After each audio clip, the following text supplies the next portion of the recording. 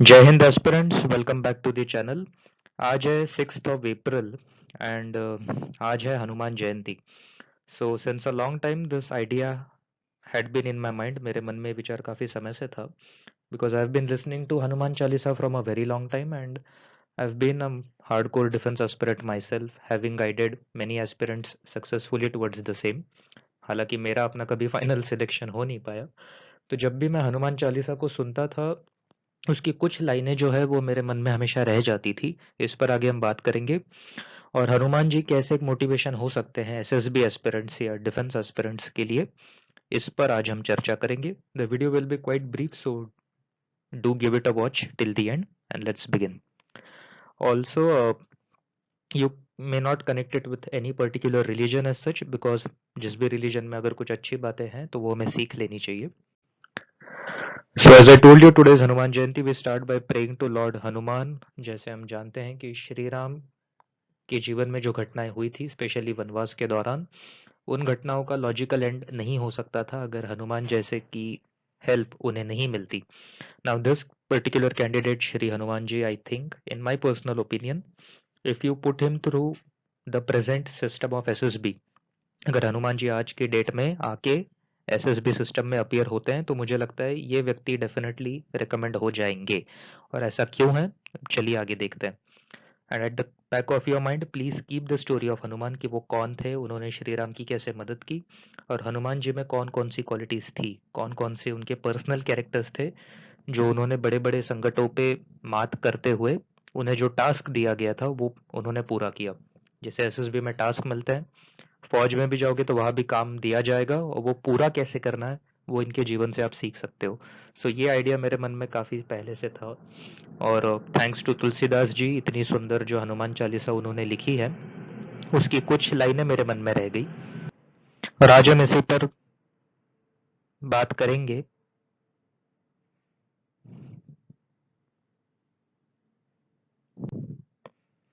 और आज हम इसी पर बात करेंगे कि वो लाइंस कौन सी है और उनसे आप क्या सीख सकते हो। तो जब आप हनुमान चालीसा सुनोगे, चाहे टी सीरीज की सुनी या कोई भी, उसमें एक लाइन आती है, वो कहते हैं संकट ते हनुमान छुड़ावे, मन क्रम वचन ध्यान जो लावे। तो ये जो मन क्रम वचन वाली बात है ये एसएसबी एस्पिरेंट्स को इमीडिएटली क्लिक होगा। ये तीन शब्द उन्होंने कहीं सुने होंगे। अब सबसे पहले इसका मीनिंग देख लेते हैं। सो तुलसीदास जी कहते हैं कि हे हनुमान जी, विचार करने में, काम करने में और बोलने में जिनका ध्यान आप में लगा रहता है, आप में कॉन्सेंट्रेट हो जाता है। तो यहाँ पर अगर आप थोड़ी देर के लिए हनुमान जी को हटा दे तो इस लाइन का मतलब हुआ कि जिस बंदे का विचार, काम करने का तरीका और बोलने का तरीका एक जगह टिका रहता है, उसमें यूनिफॉर्मिटी है, वो जो बोलता है वही करता है और वैसे ही सोचता है, उनको सब दुखों से आप दूर कर देते हैं। अब एक्चुअल में भले ही आप हनुमान जी में विश्वास रखे ना रखे, इन रियल लाइफ जो आप बोलते हो, जो आप सोचते हो और जो आप हरकतें करते हो, उसमें अगर यूनिफॉर्मिटी है, वो अगर अलाइंड है, उसमें कोई डिस्क्रिपेंसी नहीं है, तो आपका जीवन आसान हो जाता है। तो हनुमान जी जैसे संकट मोचन है वही आपके जीवन के संकटों को हल कर देंगे, जो मन क्रम और वचन से एकाग्र होकर उनका ध्यान करता है। अब यहाँ पे दो चीजें हैं, या तो आप पूरी भक्ति भाव से संन्यास लेके या डेली लाइफ में हनुमान जी की भक्ति करिए, या फिर मटेरियलिस्टिक वर्ल्ड में रहते हुए जो आप बोलते हो, जो आप करते हो और जो आपके विचार है, उनको अगर आप यूनिफॉर्म कर पाए तो जीवन की मुश्किलें भी आसान होती है, आपके संकट अपने आप दूर हो जाएंगे। भले ही आप हनुमान जी में बिलीव करो ना करो, इससे कोई फर्क नहीं पड़ता है।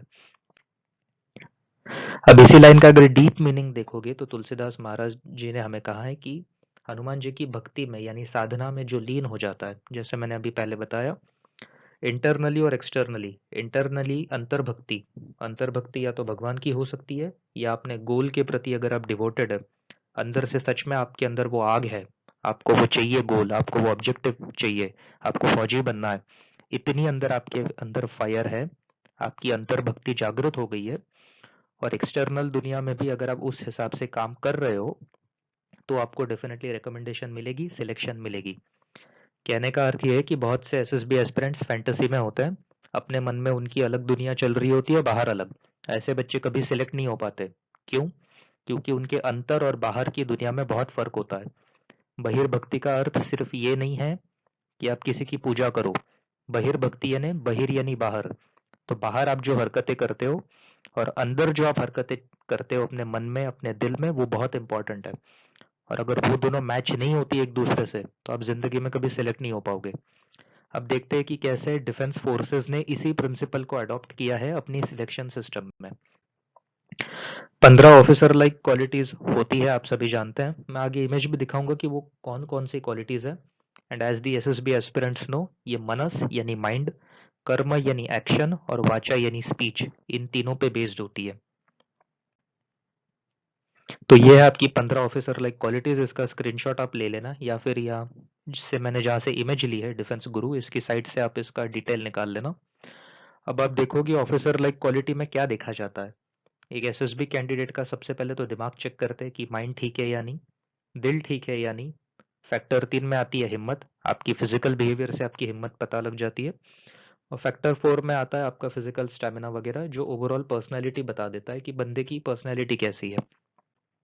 नाउ, अब ये चीजें जो एसएसबी सिस्टम बनाया गया है वो डीआईपीआर ने बनाया है, defence institute of psychological research, जो डीआरडीओ की लेबोरेटरी है। अब आपको पहले दिन से ही इस हनुमान जी वाली सिस्टम में रख दिया जाता है। पहले दिन आपका ओआईआर होता है, यानी आपका मेंटल स्टेमिना कितना है वो चेक करते हैं। उसके बाद आपको एक पिक्चर दिखाते हैं, पीपीडीटी और ग्रुप डिस्कशन। अब वहाँ ये टेस्ट किया जा रहा है कि आपका ब्रेन फंक्शन कैसे करता है, क्या सोचते हो, कैसे सोचते हो, किस तरह की मेंटालिटी है। अब आपका आईक्यू, इंटेलिजेंस कितना, ये तो ओआईआर में पता लग जाता है। बट आपकी मेंटालिटी कैसी है, ये ग्रुप डिस्कशन में आप बात कैसे करते हो इस बात से पता लगती है। और आपने स्टोरी कैसे बनाई, आपने पिक्चर को कैसे इंटरप्रेट किया, उससे पता लगता है। तो इसमें अगर आप सिलेक्ट हो जाते हैं then you go for PIQ filling.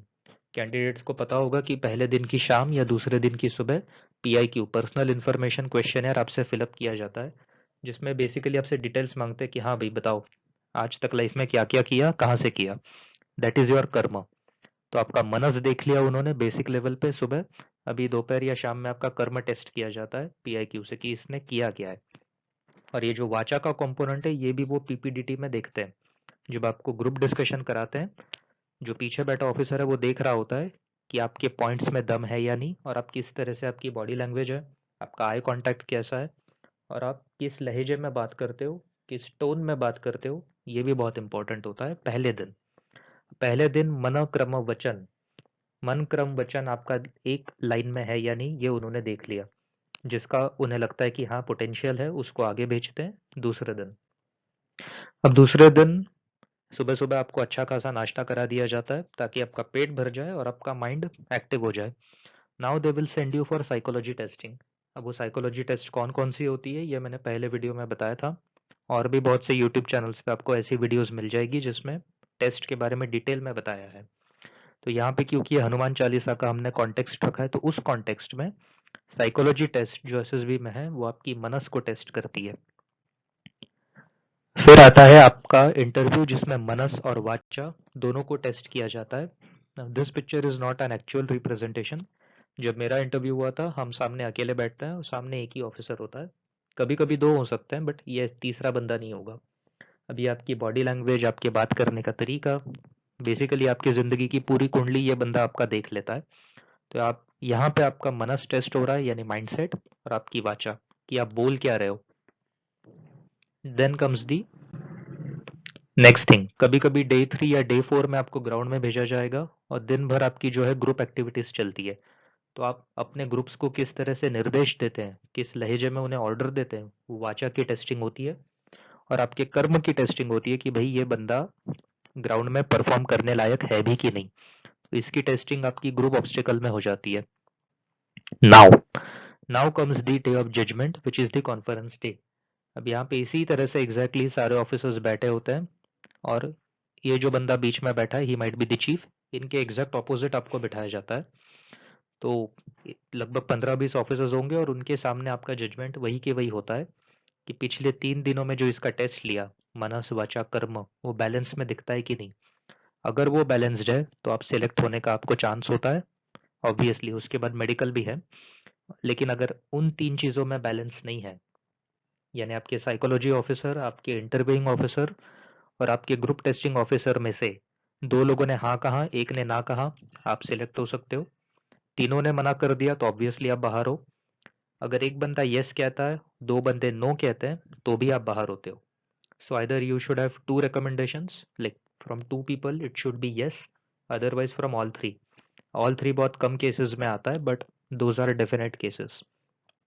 Now, as I said before, it is not about any particular religion. जैसे मैंने आपको पहले भी बताया था, you prepare for life, you do not prepare for SSB alone. ये बातें मुझे बहुत 18-20 एसएसबी देने के बाद, सब फेलियर्स के बाद समझ आई, मेडिकल आउट होने के बाद समझ आई कि ज़िंदगी में तैयारी किसी एग्ज़ाम के हिसाब से नहीं करनी है आपने। क्योंकि आपका लाइफ अगर मान लो 1 साल में 365 डेज़ होते हैं, एसएसबी सिर्फ 5 दिन की होती है। तो आप 5 दिन में पूरा अपना कैरेक्टर बदल के परफॉर्म नहीं कर पाओगे। आप वहाँ पे वही हरकतें करोगे जो आप बाकी 360 दिन अपनी ज़िंदगी में करते हो। सो यू और आप उन 360 दिन यानी 1 साल में वही हरकतें करोगे जो आप अपनी ज़िंदगी में करते हो। So you first prepare for life, that will change your years, that will change your weeks, and then that will change your performance in those 5 days of SSB।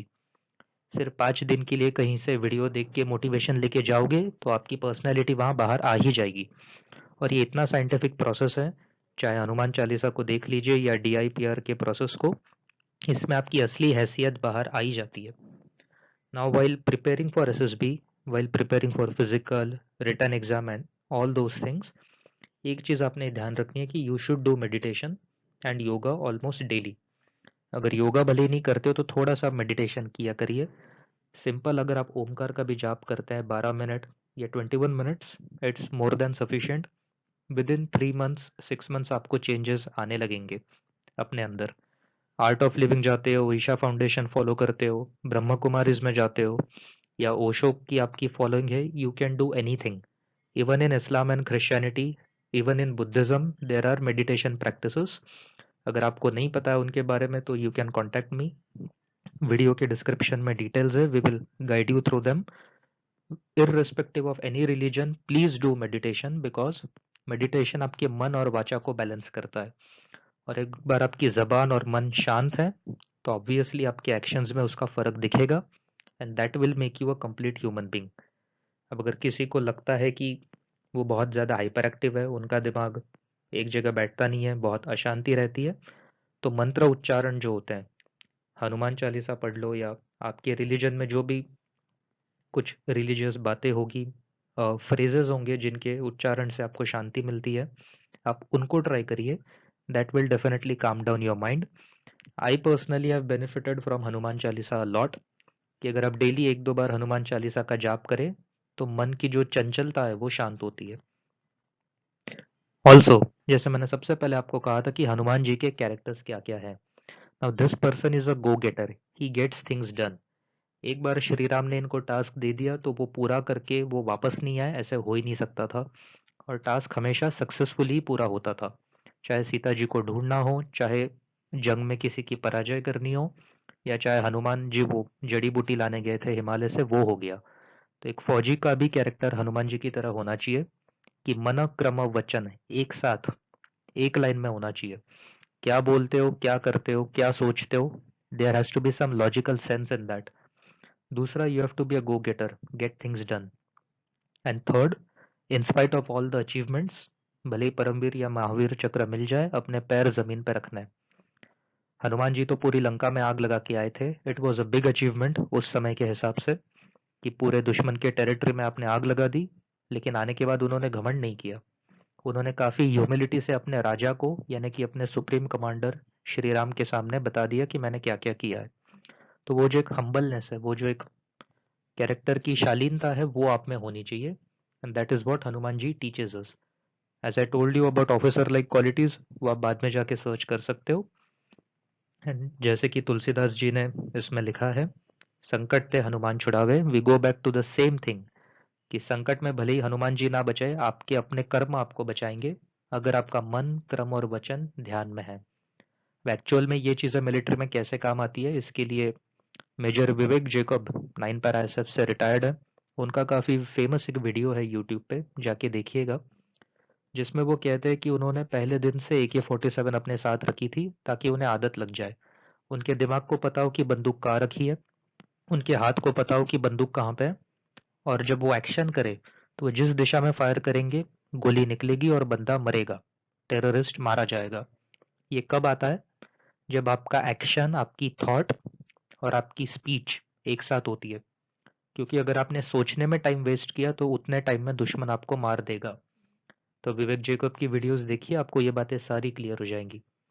So we must give credit to Tulsidas ji for writing out such beautiful lines, and obviously Hanuman ji को प्रणाम करते हुए इस video को मैं अभी यहीं पे समाप्त करता हूँ। And all the best for your future journey, for your military careers, and do not gate disheartened even if you do not gate recommended. अगर आपका मन, क्रम, वचन, ध्यान एक साथ है, एक लाइन में है, तो आप जिंदगी में कहीं भी जाओ आप सक्सेसफुल अचीव करोगे। मेरी अपनी लाइफ में कुछ छोटी छोटी अचीवमेंट्स रही है। भले ही मैं फौज में नहीं जा पाया, लेकिन आज मैं नेशनल सिक्योरिटी के फील्ड में ही काम करता हूँ। So I can definitely tell you from my experience कि मेडिटेशन से मन, क्रम, वचन में, मनसा वाचा कर्मणा में काफ़ी मदद मिलती है। भले ही एसएसबी ना क्लियर हो पाया, बट जिंदगी में बाकी और चीज़ें क्लियर हुई। So I wish you all the best for your journeys. Do well. जय हिंद।